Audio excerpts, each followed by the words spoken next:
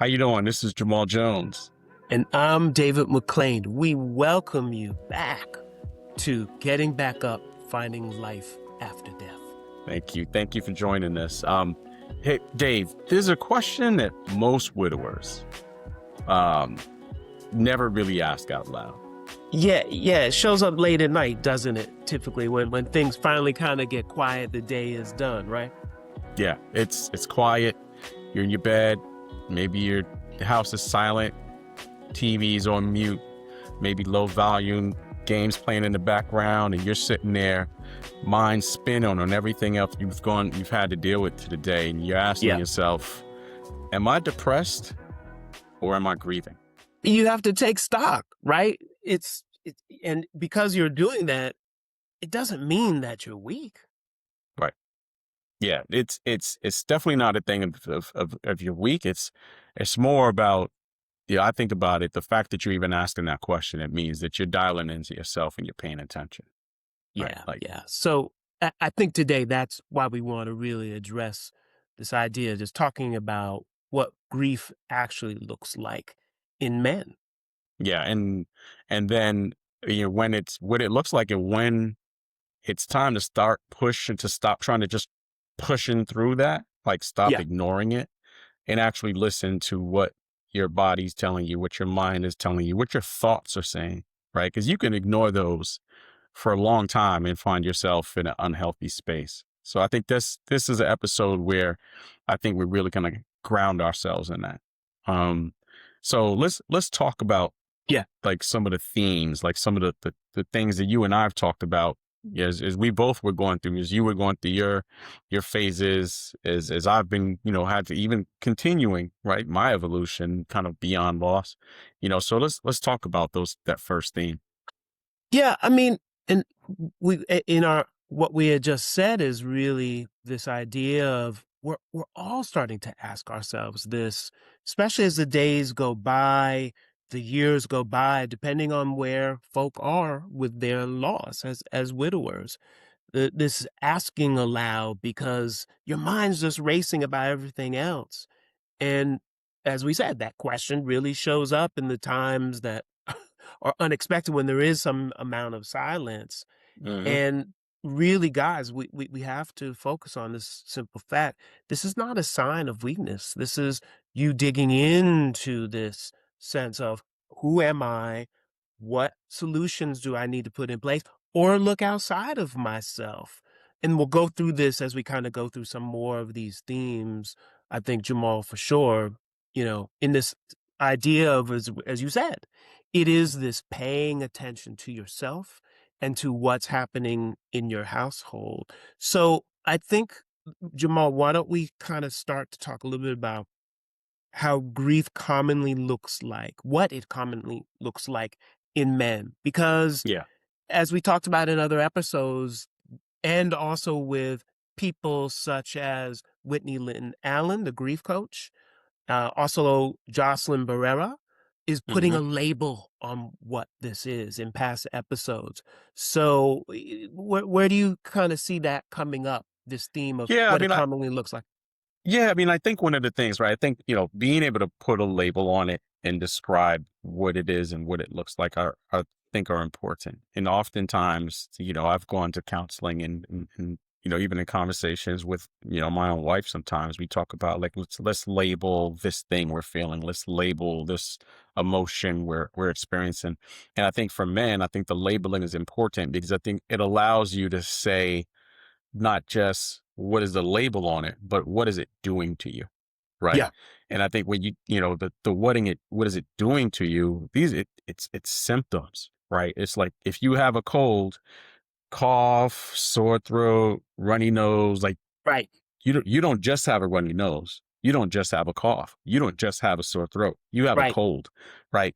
And I think it's the same way with grief. Like it's going to be the first thing. Yes, obviously, the obvious thing is I'm going to be sad. I'm sad because I lost. I'm sad because I Yeah, lost something, somebody, right? But I think it feels different and it presents different. So, I mean, one example is exhaustion, yeah, right?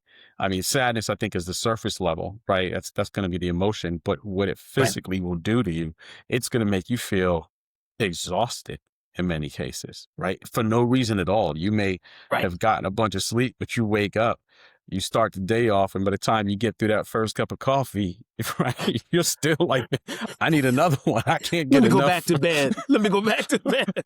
Right? These protein drinks ain't working, right? like, that's one. I mean, I remember feeling like just exhausted constantly, just Yeah. tired, like I didn't have enough energy. And these are things like you don't realize. Men, Yeah. sometimes we think we could power through everything. You Right. can't power through grief, right? You just can't power through it. So Yeah. Yeah. Acknowledge it. It's so funny you say that about that exhaustion piece too. And then I think also given our advanced age, yes, yeah, we also start to think about we're working on so much, doing so much that we think, okay, am I slipping my memory in different ways? Is that a factor of age or how busy I am?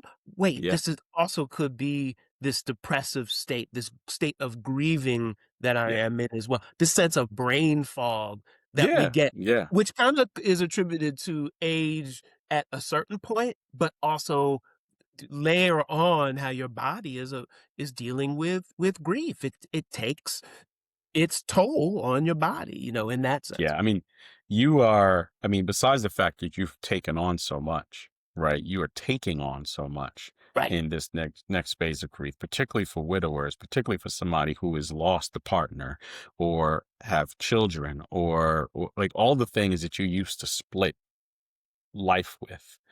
Right. Like now you're trying to remember everything. But yeah, there's a part of where like you are distracted by the grieving process. You are distracted by a bunch of things you did not have to think about before.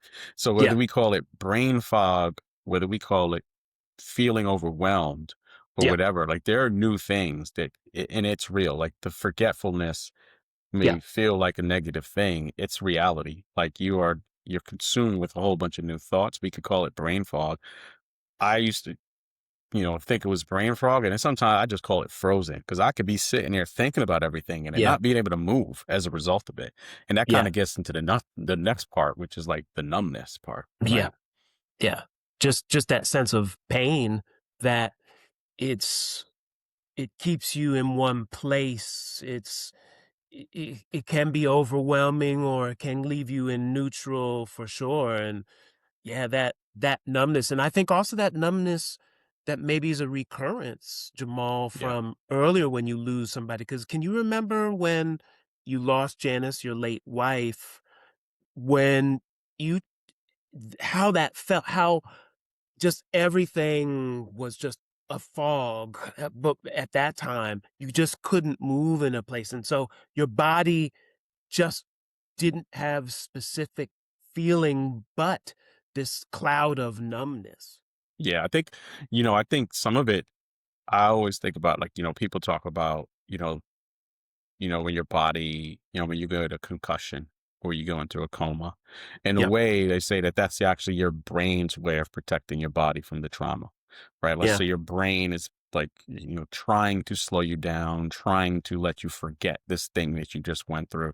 And I think the Right. numbness a little bit kind of presents itself almost the same way, where your body and your brain are trying to say, this hurts, right? It doesn't Yeah. necessarily it's not a physical pain, but this hurts your heart, Yeah. right, in a certain way. And as a result, we need like you intentionally or unintentionally are trying to numb, right? Some people numb automatically and they just focus in on other things and try not to think about it and keep it off their mind. Some people that, turn to alcohol and, do other things to try to numb and can kind of get this thing out of your head. But the numbness component is real because you do want to remove the pain, right? And it Yeah. does hurt. And not to say wrong, there's not wrong kind of going through it. Again, it's a cold. It's not, well, you can't feel bad for having a runny nose. You can't be Yeah. mad because you got a runny nose or your cough. Like these are all just kind of components of the grief, components of, the byproduct of that sadness. So, I mean, that's something. And then obviously the one, right, we try our best, to stay composed and not snap at people, but irritability is real, Yeah, man. right? Yeah. The that component of it, and especially when you have kids, and they're dealing with their own grief, and then they get some there's elements and there's days where it's feel normal and the kids are like, daddy, daddy, daddy, and you're ready to snap, or you're at work and somebody's wants you to do something, like that irritable, you got to be able to recognize that. Yeah, and I think also the irritability in the sense of, as you said, I mean, there's so many things, especially as a single parent, that you've become that it's you're doing the routine, you're getting people where they need to be, folk getting fed, folk getting to school or their activities, and then something comes up where they're sick or there's some other related to work you need to do or forms you need to fill out or some bills that weren't paid as related to activities they were doing or you were doing, and you instantly you become irritable because that's Yeah. that reminder of, man, it's all on me, isn't it? Yeah. And you just become that in that irritable state, and it's hard to not feel that way at times.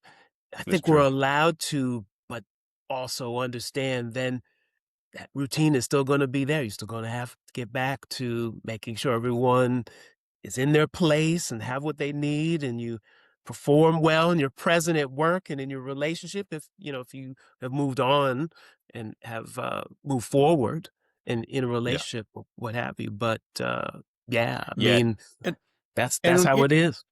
and there's, I mean, a lot of people will say, oh, you say this about men and this is about women. Like men, like the reality is, man, like men don't grieve the same way. We don't experience and show it Yeah. the same way, right? Like I've had people, and even I remember going through my own grief process, and you know, whether it was Janice or even other people, and like, oh, I'm like sitting myself, beating myself, like, man, I Yeah. didn't really cry, or I haven't really cried. I haven't really done this exhaustive, deep crying that is the stereotypical expectation of grief, right? The TV grief sometimes that you call it, right? Yeah. Yeah. And right. And like, but and that's part of it is society has said, hey, like, you've got to present this machismo, this aura, or you've got to hold it together for the Yeah. family. That was something that, like, you've got to hold it together for the kids. Is there Yeah. something that people and they subconsciously place it on you. You subconsciously place it on yourself, and as a result, we don't experience and show it the same way. And we can, that in one way, I think that hurts us, right? Because Yeah. people think we're okay, you know. Yeah. Are you saying kind of that traditional way men don't fit necessarily into this category of showing grief as visible sadness? That's Yeah, kind of what? yeah, Yeah. that's it. Yeah, I mean, we can, we'll tough it up. We'll tough it out. Yeah. Right? I mean, I don't want to say man up because I hate when people say that, but we Right. man up, right? Like we man up, we put the world on our shoulders, and we carry the grief as if it's just another thing, and it's not another thing, right? Yeah. So many of us aren't just walking around crying. We're not just walking around. We're like, oh, let's go, we'll hide it in other ways, right? Like, we'll mask it, right? Yeah. And Yeah. that's what they, good. No, just the simple fact. You're right. I mean, we get caught up in, okay, we've always been defined, men traditionally, by the work that we do. So go deeper into that. Appear more busy. Stay kind of productive. But what does that lead to? That can generate more pain in that sense. Right. I just met somebody recently, and they had a sister pass away suddenly. 9 months later, that mother to them both died. Hmm. And we had just met one another, this one gentleman, and he knew what you and I did, Jamal, as far as the podcast and talking about grief and loss. And so he wanted to talk about it a little bit. And so as we're talking about it, and I was talking about kind of what you and I had gone through and what we talk about and the steps that we take and taking the steps, and that grief is not linear in any way. It happens all these different times. And he kind of just went right into, man, I just stay busy. I just do more work and what have you. And That's I it was right. like, Yeah. ah, That's it right uh, there. You're not taking yeah, like It's good to be busy. It's good to find things to keep you busy. But when you keep yourself felt so busy that you don't allow yourself to process what you're feeling or Yeah. what you're thinking or why you're reacting the way you are, right? That therein lies the problem, right? Therein lies the issue of not allowing yourself to actually acknowledge and feel what's going on, not acknowledging and allowing yourself to be embrace the symptoms, right? Because Yeah. you have to embrace the symptoms in order to get through them, and I think that's critical. I mean, I think about it's even being able to be in tune with your emotions can be simple. Like the other day, I'm literally in the car with my wife and my daughters, and I was trying to do something. I can't remember. I was trying to do something on my phone and Mhm. looking for just some settings or buy something, whatever it was on this Mhm. website. And I started getting frustrated. And next, I'm like upset. I'm annoyed. And my daughters asked me like, "Did you do it yet?" I'm like, "No, I didn't do it yet. I'm still trying to do it. This website sucks." And I'm like, and I'm spinning, right? And I'm spinning in it, and I'm frustrated because I can't figure this out. Yeah. And I'm being short with my daughter. My wife comes into the car. She gets in, she cracks a joke, says something to me. And I'm like, I'm not talking to anybody. And she's just like, what did I do? And in that moment, I had to pause and I was just like, I'm just not talking. So she's talking, they're talking to each other. And my wife looks at me. She's like, are you really not talking to me? And I said, no. I said, I'm talking to you, but I was really annoyed Yeah. by the website and not being able to do this. And frustrating part was for me because usually I'm able to do this. Usually Yeah. I'm able to do this, figure this type of stuff out. And I wasn't. So like when you made this comment, it just kind of was another thing. It was a trigger and I'm sorry. And it was like being able to like pause Yeah. and like recognize and just dial in. Something as simple as that is something that like you have to be able to do. You have to recognize like, why are you feeling this way? It's not because of you're not irritable. You're not trying to like be distracted with all these other things. You can't, like you're trying to find ways and you're trying to find ways to cope. You have to let yourself understand what you're trying to cope. Right. I So think you're that's saying something like your this current situation you're telling me about is an echo from your past, it's essentially? just an echo. It's you get into these behaviors where even the most simple thing you try to work through it. The simple thing you try to dismiss it as if it's not something real. Right. Like you try to dismiss it like, oh, this isn't a feeling. This isn't frustrating. I can figure this out. I'm a man. I'll deal with it.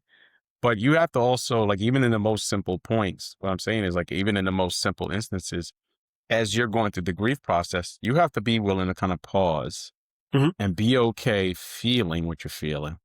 And then check in with yourself to understand, why am I feeling this way? Like, why am I frustrated? Why did I just snap at this person? Okay. Why am I trying to like stay so focused in my work and work all these hours that I don't give myself. Like you have to be aware of what you're doing enough. And I think, and I say that to say it's like, it was actually a coping mechanism. Like learning to do that in grief has allowed me to process that and do it better now. Mhm. Right. Cause it's still, it's not like the struggle stop. Right. These things still continue. Right. It's just, you have to start like in this traumatic experience of losing somebody. The best thing you could do is take time to dial into yourself and what you're feeling, because Yep. then that allows you to recognize even the most simple feelings down the line. Right. And I think the idea of like functioning, right, is not healing. Right. Just because you're functioning, just because you're working, just because you can ignore something that just happened, it doesn't mean you're like good. Right. like Yeah. it doesn't mean that you're good just because, oh, I, you know, chopped down this tree today, so I'm clearly healthy. No, you're not. You chopped down a Mhm. tree and you might have chopped down that tree and swung that axe recklessly. But no, it doesn't mean you're better. Right. I think that's the kind of point that I'm trying to get to. Yeah, just this idea of on the surface, if you're getting tasks done, people think you're okay. But truly you're not addressing the deep sense of where this irritability is coming from, this non-traditional way of showing grief coming Hmm. to the surface that Exactly. healing is not necessarily happening just because you're able to check off some boxes of things Right. that you're doing. So Right. yeah, and I think what truly is happening and what we're talking about is that these widowers may look fine on the outside, but quietly we're unraveling, Right. and that's Right. really what is happening. So Yep. let's look at this other theme, this idea of, I think as we started at the top of this, is that grief and depression, they're really not the same, Yeah. but they can coexist. Yeah. That, as you and I know, going through our loss, and those listening to us, that, man, it just comes in unplanned waves at different times, Yeah. different moments, reflection of whether we talked in the past, in past episodes, about music that we could not listen to a great extent. Yeah. And when we heard it, it just, we just Trigger. started Yeah. to unravel there and go to tailspin. Yeah. I can remember listening to, like, our wedding song, LTD. There was an LTD song, the Love Ballad. Oh, man, Mm. with Jeffrey Osborne, Smooth. But it hit me in a different way when I heard it soon after my late wife passed away. I had to go to another song, man. I Yeah. couldn't listen to that song. And then there was another kind of bookend song called Optimistic by Sounds of Blackness, real upbeat, Jimmy Jam, Terry Lewis, nice beat to it. It was rough to listen to, man. Yeah. And those are those kinds of waves that can come in that form.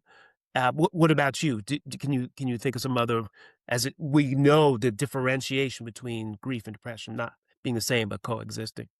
Yeah. Yeah. I mean, I think the waves is absolutely right. And I think that the difference with, when you have the waves, I think the grief, it's going to ebb and flow. There's going to be the song that reminds you. There's going to be the restaurant. There's going to be something your kids will say or bring up, right? It's a family member. You could be perfectly fine, and a family member calls you and asks how you doing, and now you're not perfectly fine, right? Because well, you just reminded me that something should be wrong, and I should feel some kind of way, right? Yeah. But I think the part of it for me that sometimes was the reminder, sometimes was the thing that sent me into a place, was actually the kids, right? And it's Mm, strange because you see them every day. But if yeah. I saw them and they looked melancholy or they looked a little bit down, you know, and I'd ask them how they doing, what's the matter? I'm like, I don't know. And I'm like, oh man, I know, right? And I'm trying to force it, right? Yeah. Right. Right. And sometimes they may not know. They're still processing it themselves. Or maybe it was something else. Maybe it's legitimately something else. And I think sometimes Yeah. it was for me worrying about everybody else and worrying, are they really okay? That was the thing that could send me into the spiral. And it was, I think I don't really feel like I truly experienced a depression per se, but I definitely felt like, you know, I understood, because particularly because I had one of my children they were diagnosed with depression after she Mm, passed, right? So I was very aware of like the symptoms and what I should look for in them. Like then I started paying attention to myself, as well. But I think that's the thing. I think what I learned about was that depression feels so much more constant, right? mm, The sadness feels so much more constant, yeah. and versus the waves, right? So when you have the waves, I mean, that might be healthy to have the waves, right? To Mm, be able to kind of ride the wave and you're up and you're down and go like, there's nothing wrong with that. I think because that's right. to your point, like it's the memories that are going to trigger it. It's the conversations, it's the smells, it's the sounds, like all type of things are going to trigger that. And, Yeah. that's okay. It's paying attention to yourself and tuning in to when you are constantly down and constantly feeling sad and some of the things we mentioned before, the exhaustion, the forgetfulness, or Yeah. those things seem more constant, that's when this is beyond grief, right? Yeah. and Yeah. and that's when it's kind of time to raise a flag and say, okay, I've got to reach out to another resource or reach out to some other tools. Yeah. Yeah. When you feel Yeah. that flattening, Yeah. and it doesn't feel like you can rise up from that, that you're just stuck completely. Hmm. Yeah, and Yeah. and I think that's where grief can differ in the sense of grief also tends to allow more moments of connection. Yes. That that Yeah. that it's a shared sense that you can then speak to others as you're going through those moments of grief. Whereas a depression starts to distance you more from that event and connection maybe to yourself, and realizing that there are going to be these waves. You and I talk a lot about living in the peaks looking up at the valley, Hmm. or I should say it the opposite way. In the valley looking up at the peaks is what I was trying to say. Yeah. Yeah. Or the sense of waves of, you're gonna ride it, here comes another one. If you're a surfer or whatever the case may be, another wave is going to come in. As you can see it as conquering you or you conquering it. And I Right. think that's the way you can also see that. So Yeah. Yeah. I mean, and it's possible, right? I mean, a lot of people will experience both, yeah, right? The grief and the depression, and it's normal, right? There's nobody who's going to go through any loss, anything like this, without needing and going, without kind of some of the stereotypical outcomes, right? Some of yep, the stereotypical outcomes that people feel are this like deep grief, this deep sadness, this depression. Like those are gonna happen. It's a matter of how you manage yourself in and out of these things, right? And I think that's the important part is to just, you know, making sure you understand that as you enter grief, as you manage grief, if you experience depression or different components of it, or all of these different symptoms that again may be intermingled.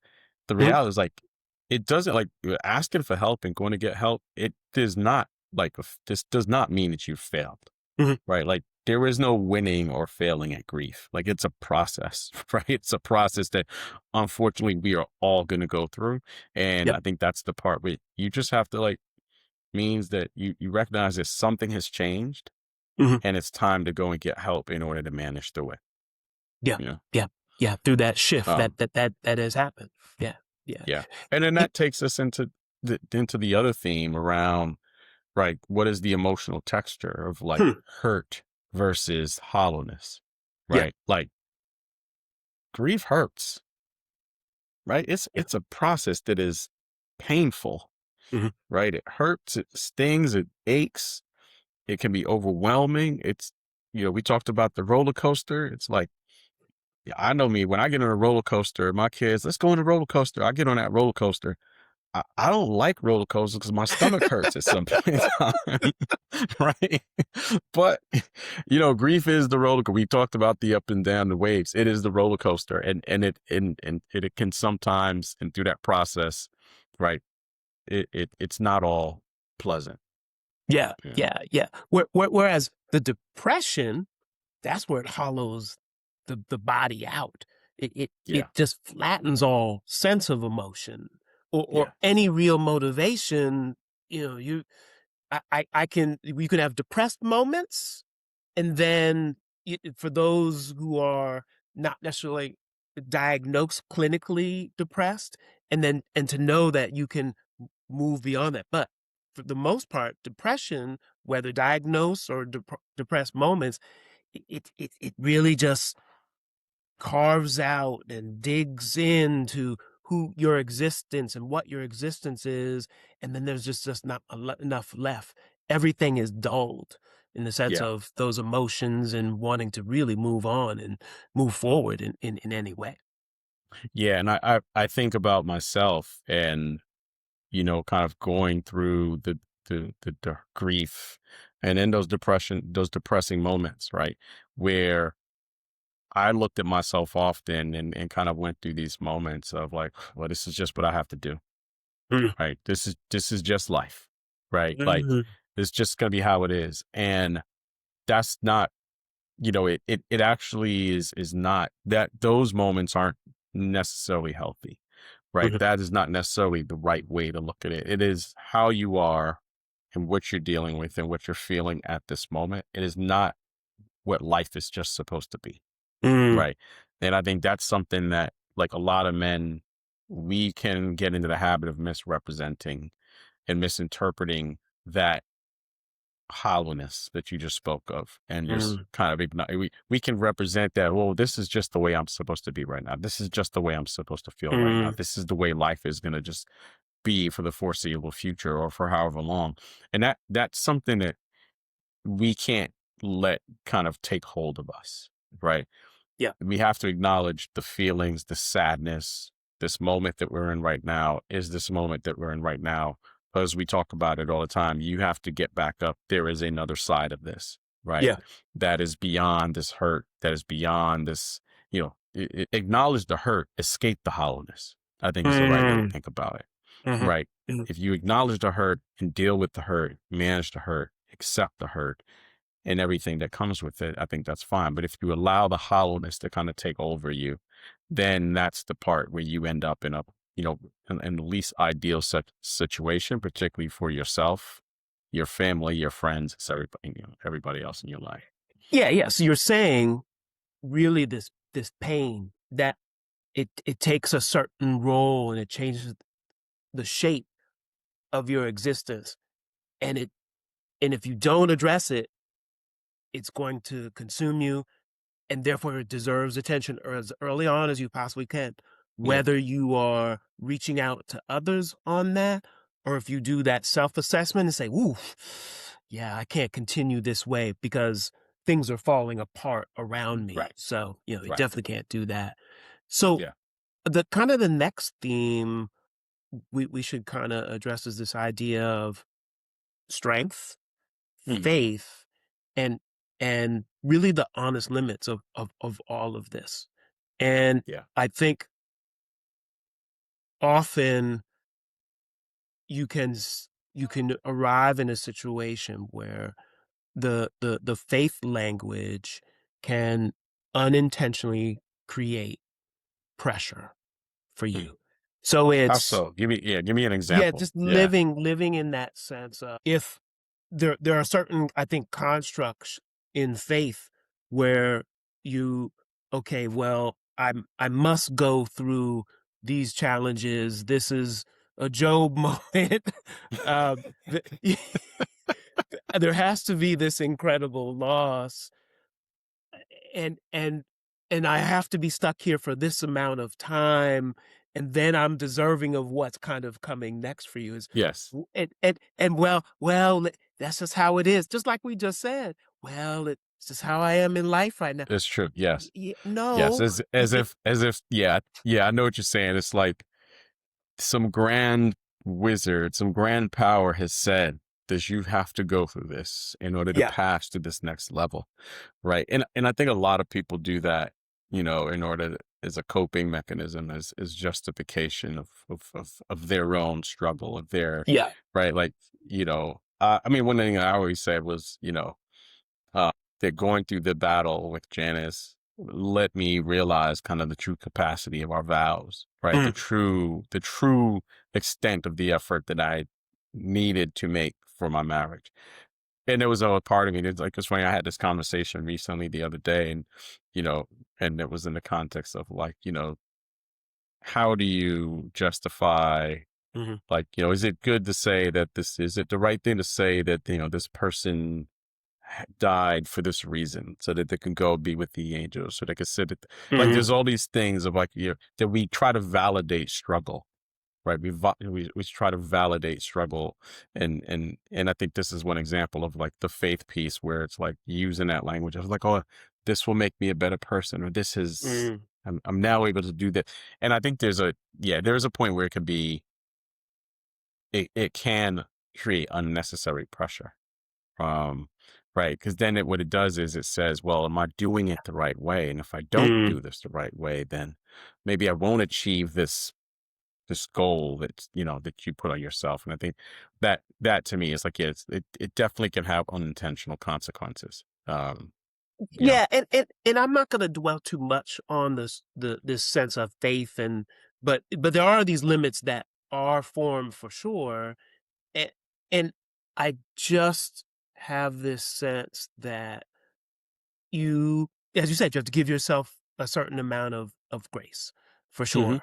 and then work through the getting to a sense of routine that then creates a better, brighter future. Because it's really hard to see that when you are Right. dealing with the grief and depression coexisting It's at too the soon. same Yeah, time. it's too soon to put that, like, you can I think afterwards you can, if depending on your faith system and how you believe faith is a part of your journey, and faith is a fuel of strength and things of that sort. Yeah, I feel yeah, for like sure. it yeah, at some point, yes, you can look back and reflect on how, faith has been a part of your process to kind of work through it.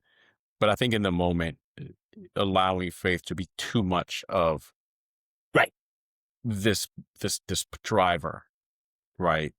Yeah, Then I yeah, think then I think you because you have to allow yourself to be able to settle within yourself as to what's going on. And, like, yes, you need tools and faith and family and love and all of these different things in order to help you through that. Um, but there's a point where, like, if you put too much on the outcome, that's right. right, then I think you potentially risk, kind of being too hard on yourself. Yeah, and Yeah. I'll move on, but I Yeah. did wanna add to that, which is in faith, I think when we think of in context, these are stories of people, allegories they've gone through. Hey, they too are gonna have their moment where they are tested, or that it seems insurmountable because all of these the sense of loss has happened at this time. So it is a sense of and examples of these are written examples, whatever your sense of faith coming into this, these people have gone through it as well. Here Mhm. are Mhm. millennium of stories of people getting through incredible loss that they had never anticipated. Yeah. So I think it gives context for sure. It may set some expectations for some people, Right. but it also helps it in the sense of limits of within humanity, okay, I'm going to move on as the examples I have learned throughout my life, going to whatever church Yeah. service I did, or whatever your kind of sense of faith and how you kind of acknowledge that, and you have your Yeah. traditions throughout the year of going to church and listening, and then and incorporating that into your life. That's all I'm trying Mhm. to say as it relates Yeah. to faith for those listening to us is that it does gives this sense of examples that came before you, this too shall pass. Right. Yeah. Right. So, Yeah. And then I think the other point of, like, is what does strength look like? Right? mm, Like, what does strength look like in the context of kind of working your way through this? Like, s- like, some people have this idea that, oh, if I'm strong, that means I have to portray that this isn't affecting me. And I mhm, think that's definitely not, not I think while seeing being strong, I don't think that's the way, like, like the stoicism, right, is not the way of kind of processing or manufacturing, manifesting strength, yeah, right? Like, being strong is, I think in this moment is acknowledging the moment, like acknowledging, hey, like, this is tough. This is, going to be a difficult task. It's something that, but it is not ignoring and kind of pretending that the grief, that the pain, that the loss doesn't exist. And I think that's where you have to find the balance of, what does strong look like? What does strong, and also what does strong look like can also mean what's the strength that you show your kids if you have children? What's the mhm, strength that you use to bring your family together? All of that can be very much a process of bringing and talking about this loss, mhm, bringing and presenting it, showing people that I am dealing with this, but I'm strong enough to get up every day, and I'm strong enough to help my children. I'm strong enough to do all the things that I need to do. I'm strong enough to yeah, go to counseling, right? Like, I'm strong enough to ask for help. Like, all of that, like, what people, men in particular, think strength is often is not asking for help, not yeah, showing weakness, not telling anybody you're struggling, right? Like, those are things that often we present. And, my wife still tells me to this day, we've known each other for 8 years, been married for going on 6. And she'll tell me to this day, sometimes you don't ask for help.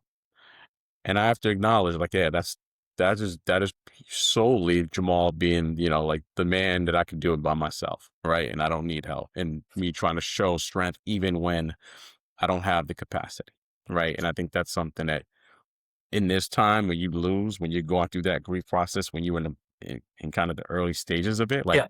it doesn't help you. It doesn't help Yeah. you to do that. So return to those early phases too. And also I think you can say of your now wife, Jordan, is when do you start paying attention?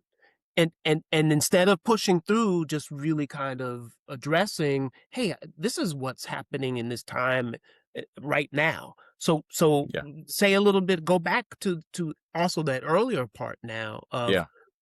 when do you start to pay attention instead of pushing through? Yeah, I mean, I think you have to start paying attention right away, right? I mean, you have to, and this is where it's important to continuously check in with yourself. If you check in with yourself, you can actually, sound strange, but you can have the conversation with yourself. Well, how am I doing today? How did I do today? How did I treat the people who care Mm, about me? How did yeah. I treat, right? How did I handle the most basic tasks? And I think in that moment, like for me, I know there were times where I felt it was necessary and I needed to do everything by myself because I know the routine. I know the routine. I know where the kids need to be. I know my job. I know this. Like all these things that were part that required two people before. Well, I know it, so I don't. I'm gonna do it. It was also me worrying about, oh, I don't want to put that burden on anybody else, right? Like this is my burden. Back to the other question, like this is my burden to cry. This is my cross to carry. Mm, Should anybody else have to carry it? It took me a second to be able to actually ask people for help, right? mm, I think one of the first people was my mother-in-law. Like, again, she lived with us, but she helped with so many things already. It was me saying, "Oh, she's probably busy," right? But even the most basic thing of saying to her, "Hey, can you watch the kids? I need like 2 hours for myself," mhm. right? Like that's to me like some of the basic things. You have to kind of like start small, right? If you start small and you start with small examples or small different ways that you know, don't feel like you have to do all the lifting, right? You're just asking people because people want to help. That's the other thing. We talked about this, previously is how many people want to help you if you ask. Mm. Yeah. Yeah. I mean, but I think also let's kind of address kind of what are those symptoms as far as whether you push through or you really address that. So I think also those are early on because as you were saying, you need time for yourself sometimes to just kind of recharge and then maybe you can get Hmm. at it again until your battery drains once again. Right, But right. I think also getting if we're speaking to the men early on as widowers is they need to start to look at what's going on daily. Just there are going to be signals, such as if there's your sleep is disturbed just Hmm. in a persistent way, or you're isolating yourself a little bit more, or then, as we talked about, Yeah, these numbing behaviors that people have, the obsessive addictions and what have you. If you're going into the numbing behaviors of alcohol, drugs, and what have you, there's a challenge yeah, there. Yeah, you kind of address that.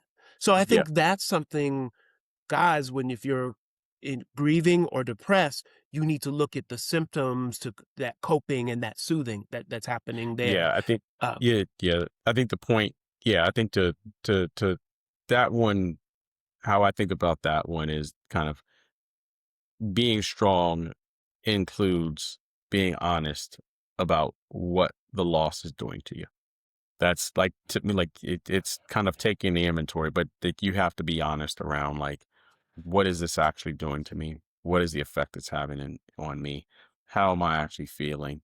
And what am I doing that's particularly if it's not healthy, or even if it is healthy, like being able yep, to kind of tune into those things. Like, what is this actually doing for me? And then I think the other part, another theme that we talked about was, kind of even tied to that is like when to pay attention instead of pushing through. Like you could take that inventory and be honest, but if you just decide I'm gonna just push through it all, like that's equally not healthy. Yeah. right? I think you have to like be able to kind of like look at, what are you actually doing? When you take stock of these emotions, or when and not just pushing through and plowing through the day, trying to ignore the reality like that's not healthy. Like you got to do, like, if you look up and you realize that you're going through all of this, weeks have passed, days have passed, and you're not even checking in with yourself emotionally and trying to understand, like, what are the things that I'm dealing with right now? What am I thinking right now? What am I feeling right now? Like you gotta tune in. Like you can't just plow through each day without, checking in with yourself. Yeah, because I think in that way, you're kind of losing touch with your sense of motivation. Yeah. You're building on hope again. And you really need kind of that marker of hope, because then there you have a response, and then it's okay, I've learned from that. You have this idea of where you want to be, then you kind of reach that point, and that helps you to move forward and not, Yeah. and just you can't ignore the symptoms, because they're just not going to disappear.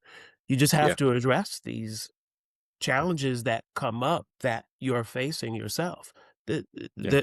That's the way. So I think at the end of it really is this idea that uh, these were we talked about this numbing activities. It's not accusation. These signals are not accusation. All the things that we just talked about, this loss of motivation and the sleep disruption and the isolation and all of that. It's not an accusation. These signals, Hmm.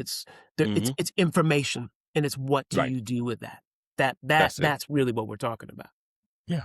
No, it's true. I mean, because I think about it, it's like the information piece is important, because if you look at it and just say, okay, well, I acknowledge these things, they're happening, Yeah. and you don't do anything with it, right? You don't do anything to make the process better. If you're going to see a counselor, you don't mention if you don't mention to a counselor that you're losing sleep, or you're not, you know, or certain behaviors, or if you don't allow them to help you how to manage and process this information, like you're going to be in a, you're going to be in an unhealthy place. Yeah. But I think it's, yeah, like making sure you use them is information. The next one is like using help as a tool and not as a last resort, Right. right? Not waiting, right? So therapy, coaching, groups, like they don't wait till like you're ready to pull the fire alarm, Mm. right? Don't wait till there's an emergency to ask for help, to use these resources and tools. Like you got to be proactive in leveraging them, because we talk about what are the things we add to the toolkits, right? Mhm. Like these are all things that you don't go buy tools after like it's like, think about it, buying a house. Like you don't buy the tools after you buy the house when you get the leak in the house. You buy the tools and have them in the garage or the basement, Preach. anticipating, Preach, right? Reverend Jones. Preach. Yeah, anticipating that something's gonna happen, Yeah. right? Yeah. And you like, you know what? I'm gonna keep the wrench in the drawer upstairs. I'm gonna keep the screwdriver in the drawer That's right. upstairs, That wet vac. because The wet that vac. wet Go that ahead, is right. preach, Just brother. Go keep it in ahead. the basement, because probably gonna need it in the basement, Yeah. right? Yeah. Like Yeah. just like you. But the whole point is like you don't wait till there's an emergency. You have these tools available so that you can access them. And you can make sure you're doing the maintenance, right? Think about it as maintenance. I think that's a Yeah. good way to think about it. Yeah. Because Yeah. what does it show? It shows your competence. Right. It shows Right. competence, not waiting for the collapse to happen. Exactly. Right? Yep. Yeah. Yeah. Yep. Yep. And then the last one, we talk about this one often, man. I think it all comes down to how men perceive themselves in Mm. moments of weakness. We perceive ourselves as if we are broken, as if something is wrong with us in so many different ways, whether we are dealing with regret, whether we are feeling guilty, whether we are dealing with grief and feeling sadness. Like so many times we think that these things are representative of us being broken. But Mm. even if we are depressed, even if we are feeling, even if we're struggling to get back up, it doesn't mean we're broken. It doesn't mean Yeah. you're broken, right? It means that you have gone through something that is earth shattering. And it has been earth shattering to you, earth shattering to your family and those who love you. And it just means you need to take and accept the process. Yeah. Right. It truly does alter life, but it Yeah. doesn't end your life. It doesn't end life, you know? Yeah. Yeah. Yeah. And I think that's important distinction between grief and depression. As you said, I mean, that grief alters life. Doesn't mean that it's an end to it. And you can see with depression, it's not a moral or spiritual failure either. These Right. are all these are all signals. This flattening that we talked about, this hollowing out. It has to be addressed to fill ourselves back in, so we can move forward. Yeah. And I think something to, that we think about, that we talk about, we talk about these things easily in our friendship and on our show. I think Yeah, the reality is like, none of us are alone in asking the questions to yeah, ourselves. We're yeah, all thinking it to ourselves. The question is whether or not we go and pose these questions and bring these topics up to other people who care about us, other people who we should be using as, resources and toolkits. Like that's the part that's important, is being able to go and use these things. It's okay to ask the questions, and it's okay to bring the questions up from the to the surface. Right. yeah. Because this healing process, this is a journey. There's no final destination. We're always kind of healing. Things were going to happen. Occurrences are going to happen in our lives, and then we have to have the tools to then, all right, how do I repair myself once again? Yeah. Because it's not going to be a fast process, and it's one step after the other in Right. some linear kind of formatted way. Right. That's not how this works at all. Yeah. I think, really, this is, as you and I know, and a lot of the people listening to us, is that this is what lost love looks like. Whether you had Yep. it, whether you were trying to build it in your previous relationship and it didn't quite get to where it was, Hmm. it's not fully dysfunction. Nope. We It's all not have dysfunction. some element in our marriages or We're all partnership. dysfunctional in We some form of fashion. we're all dysfunction, but it's not completely lost if we're not trying to build towards something that makes sense in that partnership.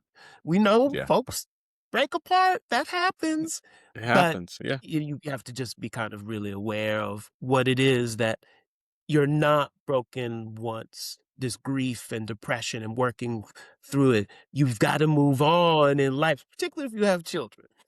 Yeah. And also, you have It's more to give to somebody You in a have so relationship, much which more. I you mean, have. that's the thing. I think so much of us, and I think, and I think that's a great way for us to kind of wrap this up, is because Yeah, you have so much more left in this life to give to the people in your family, that's your right. children, if you have, your loved ones, your friends. David and I didn't embark on this journey of getting back up out of just, our own just desire to be on, on screen or on audio. We did it Certainly not. because, right, one, we believe that these journeys, these experiences have allowed us to say, hey, like, you know what, there's something we can give back to a community, right? And I think you have to think about it the same way. There's so many people who are relying on you to be there. So many people who are relying on you for more. And you have more to give, Yeah, right? That I think is an important piece. Like, again, we talked about, like, grief alters life. It doesn't end it, yeah, because you have so much more to give. So yeah. with that, I guess, yeah. And I think we kind of covered it in the way that we want to hear more from people about this sense of, are you depressed? Are you grieving? Well, those two things coexist. And it's Hmm. okay to talk about it out loud to yourself and then reach out for help and reach out to others, professional or otherwise, those who have experienced loss, wherever that is. And I think that's what we encourage you all listening to us. Tell us about your situation where you may be wrestling with this idea of, am I depressed and am I completely numb and can't move? or my grieving, I know the waves are going to come, but this is how I addressed it. Or reach out to us, listen to what we have done or said to kind of move through things, routine, just that self-assessment, and also talking to professional help, which is not a sign of weakness. So yeah, so Jamal, we're just thankful that people are tuning in to what we are mentioning, and maybe comes close to their neighborhood where they're feeling Yeah. about it. And we want to hear from folk about that, don't we? Yeah, no, absolutely. Let us know what you're experiencing, what you're feeling. Hit us up in our DMs and our number, and always reach out. Know that you have a community, not just within us, but a community within your family, your friends, That's right. your loved ones who are there for you. And we advise you to kind of stay focused, always check in with yourself. You are a great person. You are not broken, and you will get back up.